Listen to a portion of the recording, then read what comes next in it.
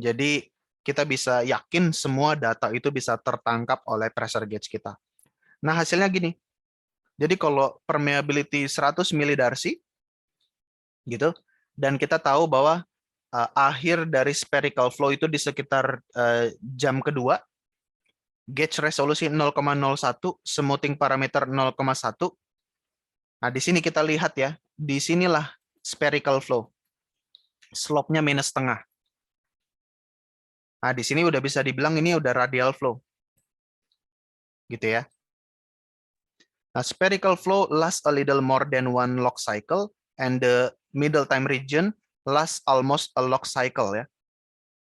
So we should be able to estimate both horizontal and spherical permeability. Jadi di sini kita bisa dapatkan informasi KH, horizontal permeability. Di sini kita bisa dapatkan informasi KS, spherical permeability. Karena berlangsung cukup lama. Ya. Ini adalah durasi periode spherical flow.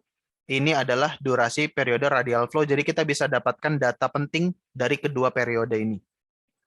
Kemudian kalau kasus 1000 milidarcy, ya, end of middle time region-nya 2 jam, ya sama ya perhitungan kita tadi.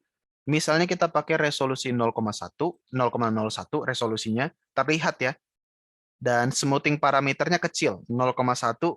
Nah, seperti ini nih hasilnya, 0,1. Terlihat ya.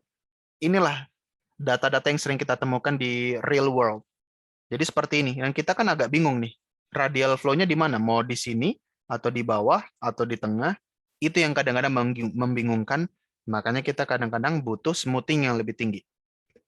Di sini kita bisa lihat ya, spherical flow di sini cukup jelas. Minus setengah.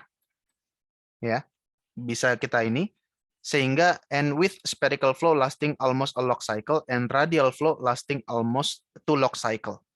Jadi di sini spherical flow 1 log cycle, radial flow-nya cukup lama, 2 log cycle. Log cycle itu maksudnya yang ini. 0,1 ke 1 itu log 1 log cycle, 1 ke 10 itu 1 log cycle. Jadi kita dapat lihat radial flow berlangsung sekitar 2 log cycle. Sementara untuk spherical flow, kita lihat di sini sekitar 1 log cycle.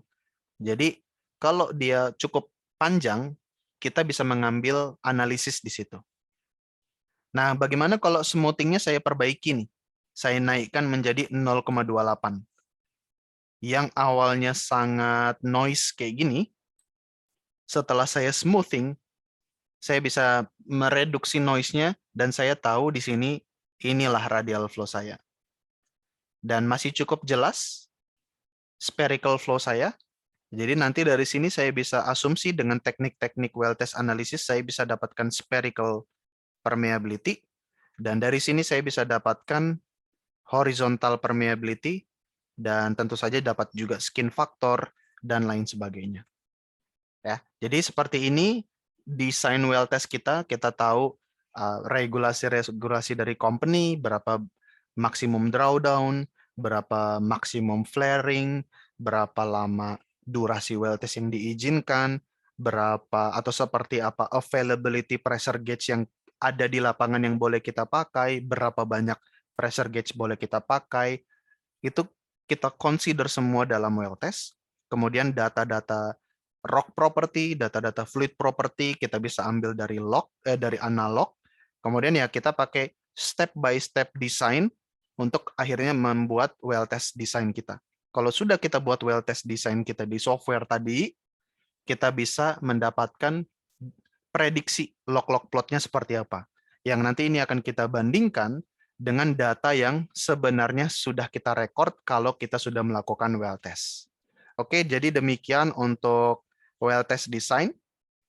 Jadi dalam sesi ini kita fokus langsung membahas example yang practical, yang reasonable ya untuk kasus desain well test.